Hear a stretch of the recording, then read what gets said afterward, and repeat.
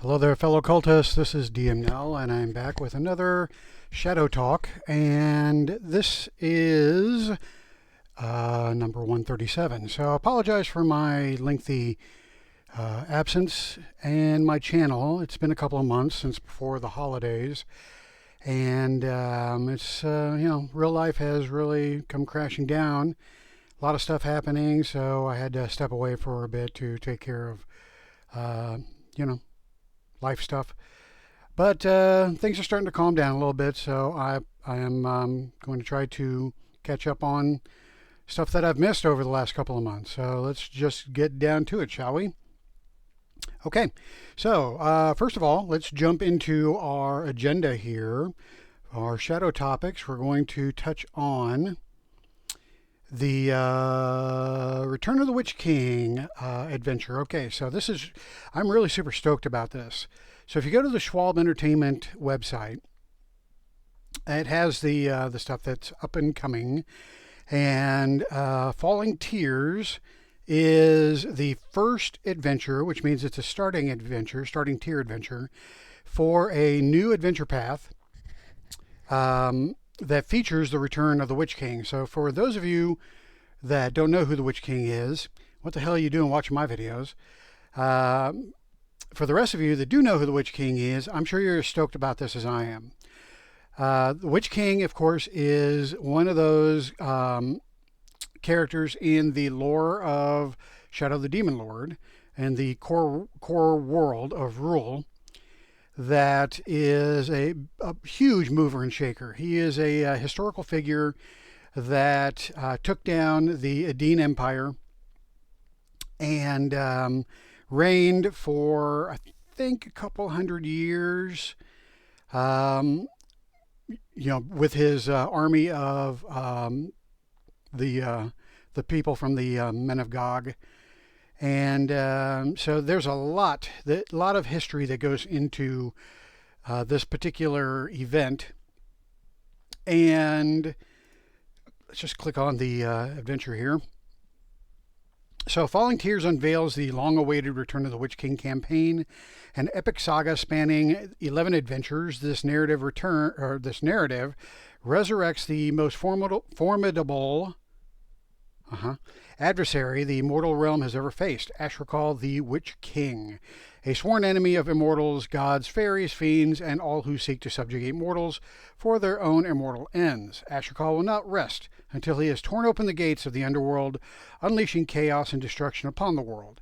In this perilous adventure, players will embark on a quest to survive amidst the ravages of a devastating war engulfing their homeland.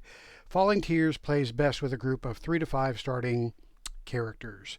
All right, so that is the adventure. Of course, you can pick it up on DriveThruRPG. I believe it's a couple bucks, maybe a little bit more. I'm not really sure. But this is a good starting adventure. Just really, it can be a generic starting adventure because after reading through it, there's nothing that necessarily, links it to the Return of the Witch King campaign. It's essentially a survival / escape adventure. The starting tier players are really villagers that are escaping an orc warband.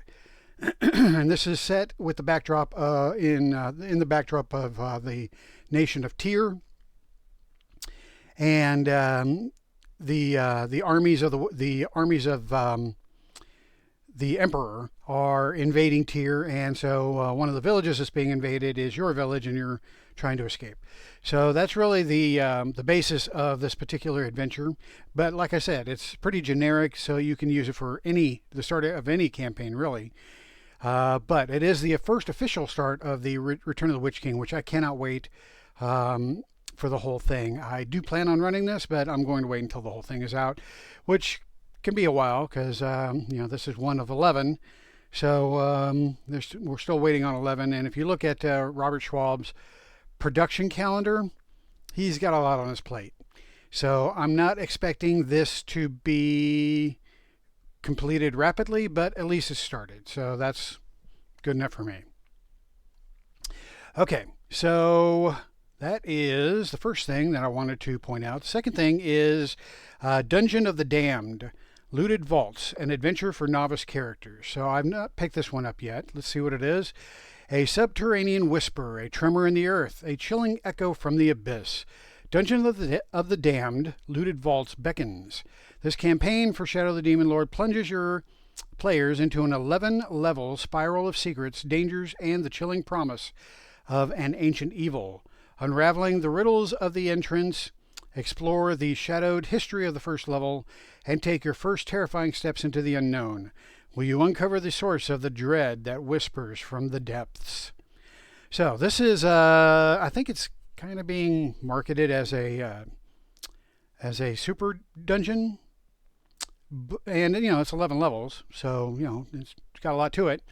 I have not picked this up, so I have not read it. I don't know how good it is, but there you go. It's out there. So if you're interested, if you're looking for an 11-level adventure, this could probably be an adventure path in and of itself, or it could just be something that your characters come back to when they have nothing better to do. That's usually what mega dungeons are like. But I don't know because I haven't read it. So I don't know if the whole 11 levels are for novice characters or if just the top level is for novice and then it just progresses as it goes. You'll probably have to buy it to find out. I'll have to buy it to find out to be sure. Okay, so that is Dungeon of the Damned, Looted Vaults. All right, so the next thing is another Viking verse adventure. Of course, this is for the RPG of When the Wolf Comes, which of course uses the Shadow of the Demon Lord engine. And this is the 9th chapter in the Thought and Memory saga. Driven by the spirit of Munin, the players travel the hell roads to the recent past, arriving at Mimsbrunner 3 days before the doom. Dashing between the top secret military facility and the impossible planet it orbits, they must race against time to uncover the sinister forces behind Ragnarok itself.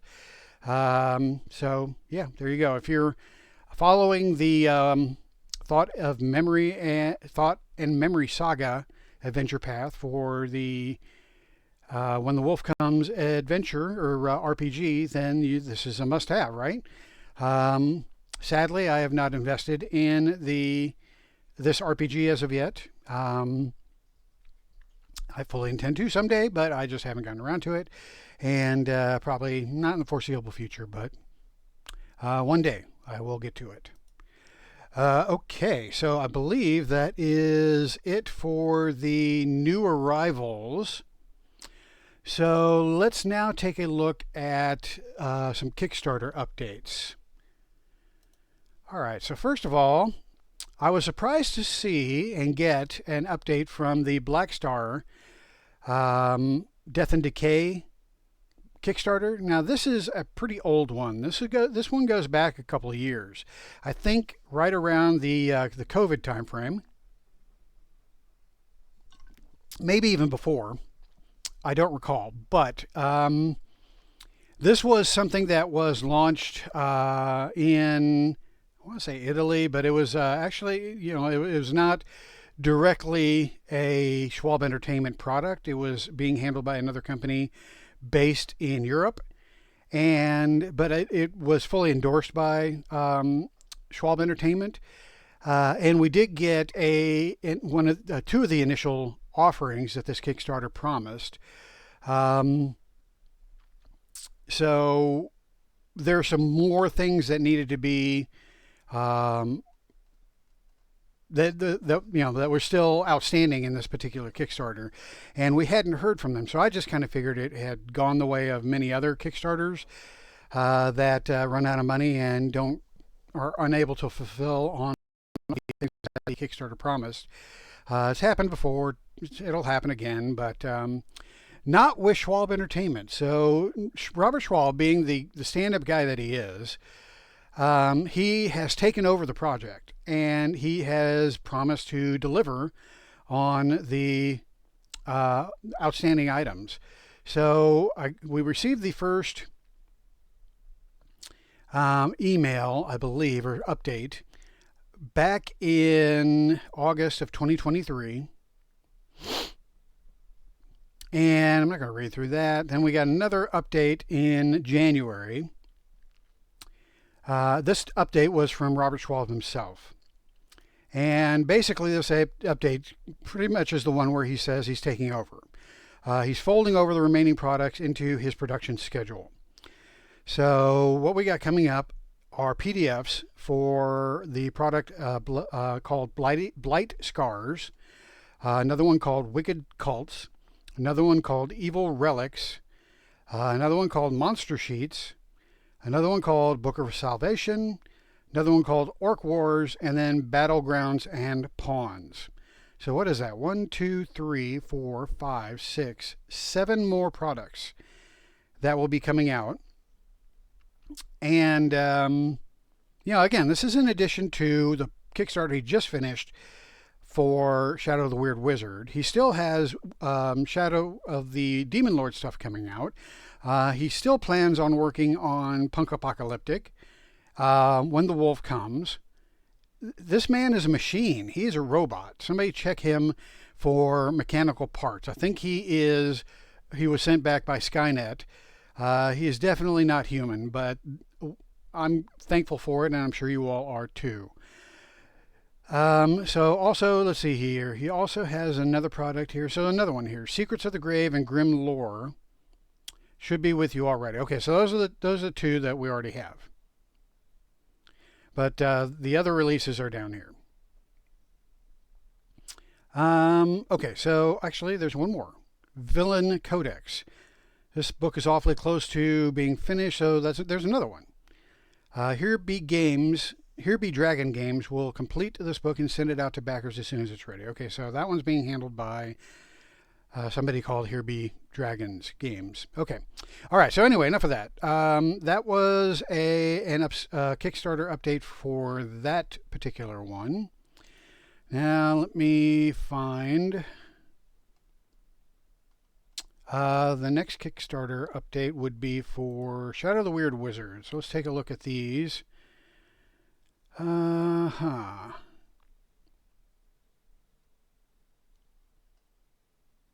Okay, where are my updates?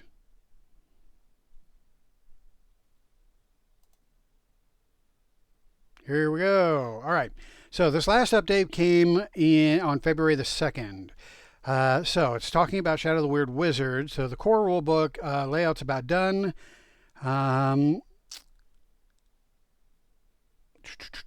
Okay, so there's still some layout, still some editing needs to be done. When will you get your PDF? Soon. The best I can do at the moment is say a couple of weeks. So that was actually almost a couple of weeks ago. So I'm hoping that within the next week or two, we will get the completed PDF for the first core rulebook. Then the second core rulebook, the Secrets of the Weird Wizard, is still waiting for the first one to be done to enter the probably the editing stage. I don't know how much of that needs to be completed still, but I'm thinking we still have a few months to go before we get the Secrets of the Weird Wizard. He's also working on quests One Bad Apple, Friends in Need, Eyes of the Serpent, and Drink Deep from the River of My Hate are all written and awaiting an editor's deft touch. He's got 10 more quests to clean up before they move into the editing queue, and several of them need illustration and maps. All right, so there you go. There's an update on Shadow of the Weird Wizard. Things continue to progress, and hopefully we will be getting that core rulebook PDF here in February. Okay, so that completes my updates for products. And so now let's get into the main topic. So the main topic, of course, is my continuation of coverage of the Tales of the Demon Lord adventure path. So just as a reminder, Tales of the Demon Lord is the first adventure path created by Schwab Entertainment for Shadow of the Demon Lord RPG.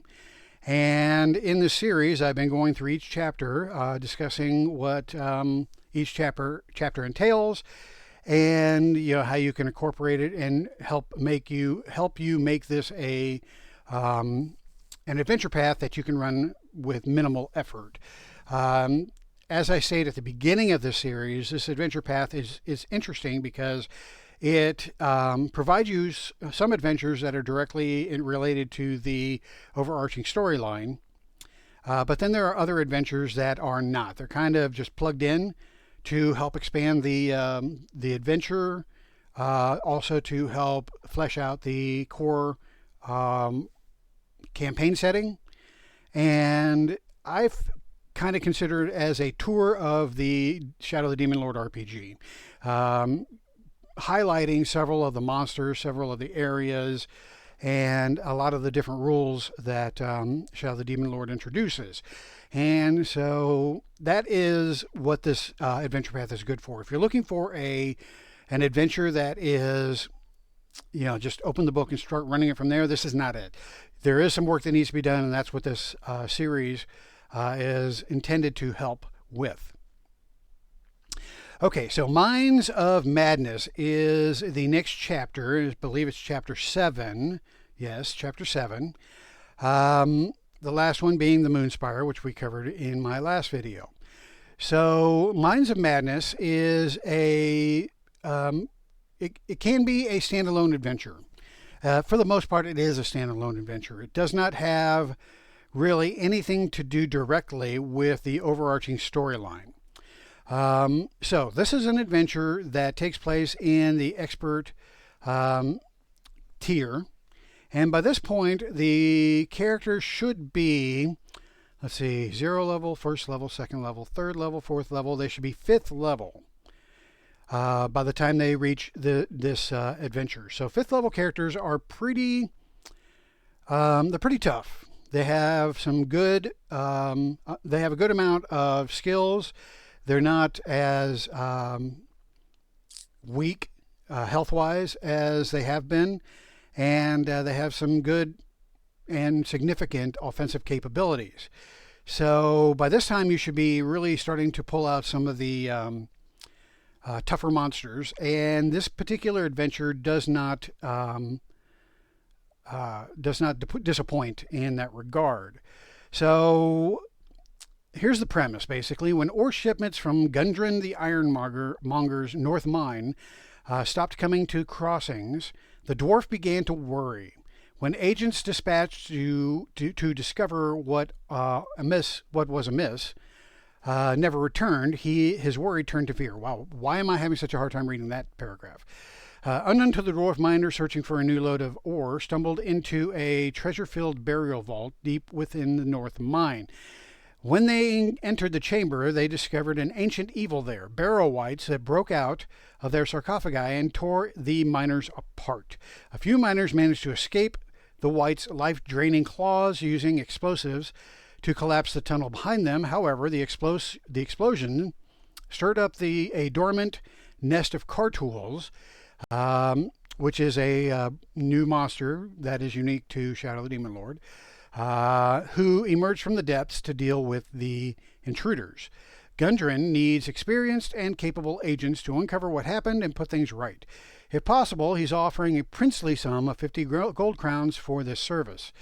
The player characters complete this adventure when they destroy the Cartool Queen to end the infestation, defeat the barrow wights and other undead roaming the mines, and rescue the surviving miners. So, this is a search and rescue mission, basically. So Gundren the Ironmonger is one of the NPCs that I introduced in the first video, and most likely if you have a dwarf character in your adventuring party, they probably have some kind of ties or links to Gundren the Ironmonger, but at the very least, Gundren has a significant presence in crossings. He's a powerful dude, and he will spare no expense to hire capable adventurers to find out what's going on in his mind. Now, of course, he's a dwarf, so that means he is frugal with his money, so he's not going to waste his money, but he will offer a significant sum, which, of course, is not, well, let's see, is it mentioned here? I forget. I don't recall if he offers Okay, yeah, I forgot. I just read it. He offers 50 gold crowns. So 50 gold crowns is pretty significant. Of course, if you divide that, let's say you got 5 player characters, it's only 10 gold crowns each. So you might have to play with that number in order to dangle that in front of the characters, just depending on how rich they are. But again, by the time they're 5th level, they may have accumulated some significant wealth. So 50 gold crowns may not be all that. So you may have to play with that number a little bit in order to entice the characters, or you could have some other reason for them to go into the mines. Another one of the characters may have a family member that's a miner, or a friend, or another NPC may have a family member or friend that's a miner that has a vested interest in rescuing them. There could be something in the Barrow White area that another NPC wants. There's a variety of ways to get the player characters interested, but I think your best bet is using the Gundren the Ironmonger link to the City Council and the movers and shakers there to get the player characters to want to go investigate. Now, this particular area is not far from crossings, so it shouldn't take them long to get there. Let me see if I can get my map up in Roll20 in a timely manner here. Yeah, I got a lot of stuff in Roll20. And here we go. So starting the campaign here, and where my campaign map is located. Oh, well, there it is. Okay, is that the map? No, that's not the map I want. I want the city map of crossings.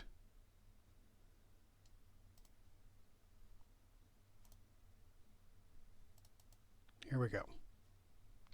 No, that's not what I want. Okay, so my bad. I want the Northern Reach map. Yeah, I got a lot of stuff in here. So Northern Reach, here we go. Northern Reach. Why do I have 2 Northern Reach maps? I don't know. I'll get them both in there. Okay, so one's prettier than the other, maybe? Okay, I'll just use the official one. So here's the official one from the core rulebook, so as not to confuse. All right, so here is, I don't know why it's so dark, but here is crossings. And then the mine, if I remember correctly, is in the north, what did it say? The North Hills? The North Mine. And let's see here. North Mines, northernmost, in the Black Hills. Okay, so the Black Hills are located right here. So they just need to go from crossings here to the Black Hills, and that is where they will have this adventure. So they have to get there. They can cross the lake, and then they have to go through the old woods, or they can just circumvent the old woods and go through the hills to get to the Black Hills, or the section of the Black Hills that has the North Mines, or they can cross the narrow part here and go around, depending on how they want to get there. My team went across the lake, across the old wood, and in the Black Hills. So what I had to do is, of course, to create encounters for crossing the lake, going through the old wood, before they actually even got to the Black Hills. You can do that, or you can just simply skip ahead and have your characters just start the adventure at the mouth of the mine after they've done their negotiations with Gundren or whoever they end up working for on this adventure. Okay, so that's how you get started. And of course, there is details of the remains of the mine camp listed here, which give them some clues as to what may be going on. And then you've got the adventure itself, where they go into the mines and they start investigating. So this is pretty much a dungeon crawl from this point forward. And starting at the entrance, they go down to a slope, go down a slope, and of course, since this is a mine, there's an opportunity for different perils, which are listed here in the adventure. They can find the trapped miners in Section 1, the car tool nest in Section 2, the Tomb of the Death Lords in Section 3, the antechamber in Section 4, and a block passage. So this is a 2-page adventure. The next page over is the next adventure. So very short, very succinct, to the point. My problem with this adventure was that this is a difficult adventure to map if you're using a VTT. If you're using Theater of the Mind, it's no problem. You just have to describe the different elevations and where you're going. But mapping this out on the VTT was pretty challenging. So this is a vertical map. I kind of had to redo this into several levels. So you've got a level where the trapped miners are. You've got the various levels where all of these numbered areas are located. So if you're using a VTT, or even worse, if you're using a map on a physical table, then I would say the best bet is to use maps that show partial mining areas or cave areas. And then when you get into the barrows, you can just start using dungeon tiles or whatever you normally use to start mapping those things out. It's pretty much up to you on the layout of that, since this is vertical. This gives you kind of a vertical idea of the shape of each of the encounter areas, but it doesn't really help when you're setting it up as a flat map on a tabletop or in a VTT. So that's pretty much up to you. You can shape these rooms and encounter areas any way you want, which actually makes it easier on you. You don't have to emulate the map that's in the adventure exactly, because of the fact that it's not illustrated for a tabletop. Okay, so what do you what are your characters going to be encountering here? So as I already mentioned, you've got creatures card. They're called Cartool. That's going to be the initial threat. The Cartool are written up at the back of the book, and you have 4 different types of Cartool. You have Cartool drones, which are difficulty 1, and so first of all, what are Cartool? So Cartool are insect-like creatures. Here's a picture of one. Looks like a giant cockroach, right? So if you're, again, using physical tabletop, you can get away with using Thri-kreen, or, if you have dollar store cockroaches, you could put those on bases and use those. That would work. Or any other insectoid creature that you may have in your miniature collection would certainly work for Cartools. So you got Cartool drone, Cartool incanter. So the drone is your basically rank and file soldier. They have mandibles for their attack, and they really don't have any other special abilities, offensive abilities beyond their mandibles. The Cartool incanter, in addition to the mandibles, have pheromones that they have as an ability, and they can use magic.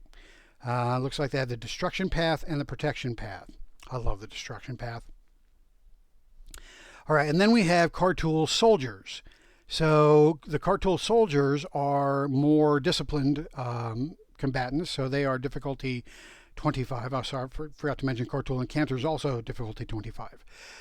So Cartool soldiers, difficulty 25, a little tougher. They have mandibles as an attack form, also a sting, which goes in conjunction with the mandibles. And then for a special action, they have guard the colony. When a Cartool creature within short range of the soldier takes damage, the soldier can use a triggered action to move up to half its speed towards the triggering creature. So that's kind of how they protect each other. And then finally the Queen. So the Queen is a difficulty 100. So again, 5th level, difficulty 100. Yeah, that's pretty appropriate. So the Queen is a size 8 horrifying monster. So she is big. She's going to be taking up a lot of space on your tabletop, whether it's virtual or physical. And so I'm thinking this is kind of like the Alien Queen, probably even bigger than the Alien Queen from Aliens. She's got a death cry. So if she dies, each card tool creature within a mile of it becomes stunned. So that's what happens, death cry, if she dies. But as far as attacks go, she's got corrosive pheromones. So she sprays corrosive pheromones in a 6-yard long cone. Does 3d6 plus 10 damage. Not too shabby. In addition, each creature in the area must make a agility challenge roll or take half. So any creatures that took damage, the card tool will have a 1 boon to attack them. So there you go. Then the Queen can also cast magic. She's got a power of 3. Also the destruction, and she also, let's see, she also has the song. So let's see, Song of Courage, Song of Valor, and Song of Dread. Don't really recall those. But Ruin, Dissolve, Rend, Erode, and Evaporate. So yeah, there you go. So one different path than the Incanter has. All right, so that is the Cartool Queen. So that is the again the initial threat that the characters will encounter, and then once they get into the Tomb of the Death Lords, that's when they start encountering undead. So you've got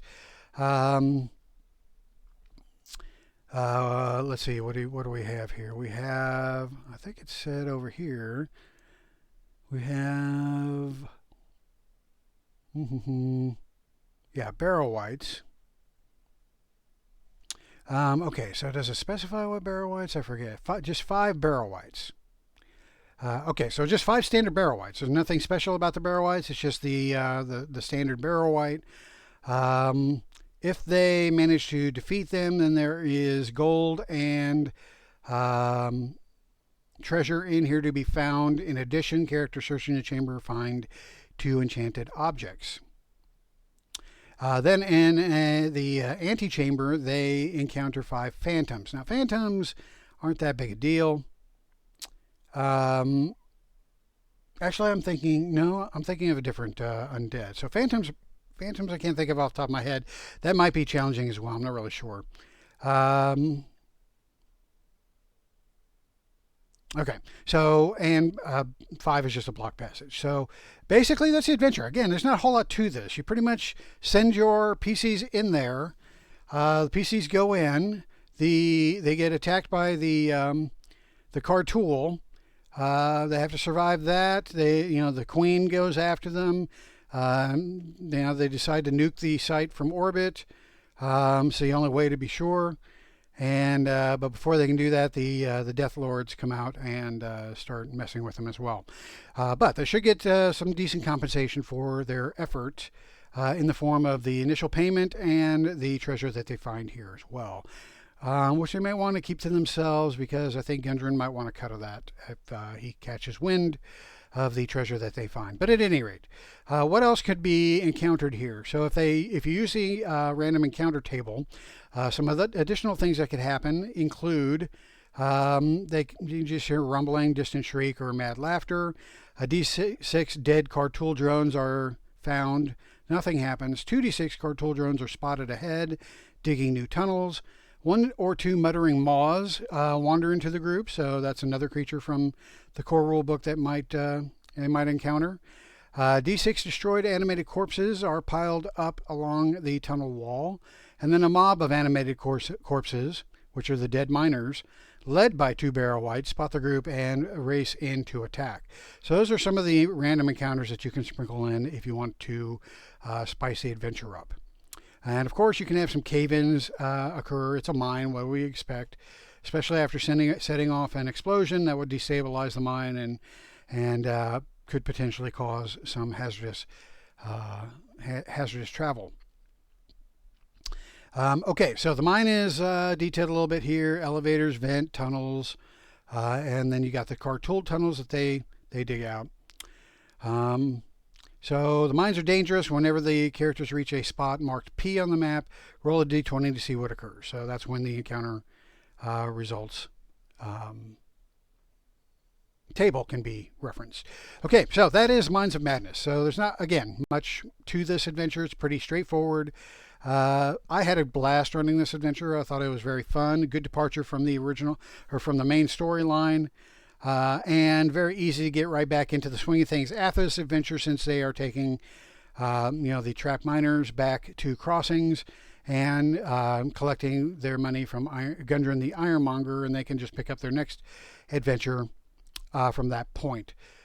So let's go ahead and wrap it up here. The next video will be talking about chapter 9 or chapter 8, In the Name of Love. So yeah, I'm looking forward to that one. So with that, let me go ahead and wrap it up. Thanks for watching as always. If you have not already subscribed to the channel, please do so. Still hoping to further my cause, which is to expand knowledge and visibility to the Shadow of the Demon Lord RPG, and also to provide assistance for those game masters that are running the Shadow of the Demon Lord adventures and RPG. So that this channel is for you guys. And so subscribe. That helps out. Leave a message, leave a comment. That also helps. And if you want to help me out financially, I don't need it. I've got a full-time job. But if you want to throw a couple coins my way, you can go into RPG. You can go into Roll20, and I have virtual tabletop tokens that can be found in the marketplace. All you have to do is go into the marketplace, browse for DM Nell, and my token sets will be readily available there. And I believe I have 8 token sets out there now. They are mostly geared towards, there we go, DM Nell comes right up. Click on that, and here are my sets. So as you can see, I tried to incorporate many of the more unique creatures from Shadow of the Demon Lord into my token sets. So right here, this guy, he is on the cover of one of the supplements. This guy is from another supplement. As is this dude. This guy is from the cover of Occult Philosophy. This is the demon on the cover of Occult Philosophy. This is the Pumpkin King that I made up myself for a holiday adventure. Then we've got various other creatures that are unique to Shadow of the Demon Lord, as well as some creatures I made up myself. Of course, any set wouldn't be complete without at least a dragon or two. So yeah, here we got a bunch of stuff. Lots of goodies in here. We got some harvesters. We've got the Reen, which you're not going to find an official figure for anywhere else. There's Muttering Maw, which I mentioned earlier. That Chorus of Faces, I forget what it's called, Creeping Chorus, Walking Chorus, something like that. Anyway, lots of good stuff here, Shadow of the Demon Lord specific, so take a look at those, and if you use a virtual tabletop and could use tokens for it for your adventures, then I definitely would point you in this direction. Alrighty then, so thanks for watching once again. Let's wrap it up here. Hail the Demon Lord, and I'm out of here if I can figure out how to stop this damn thing.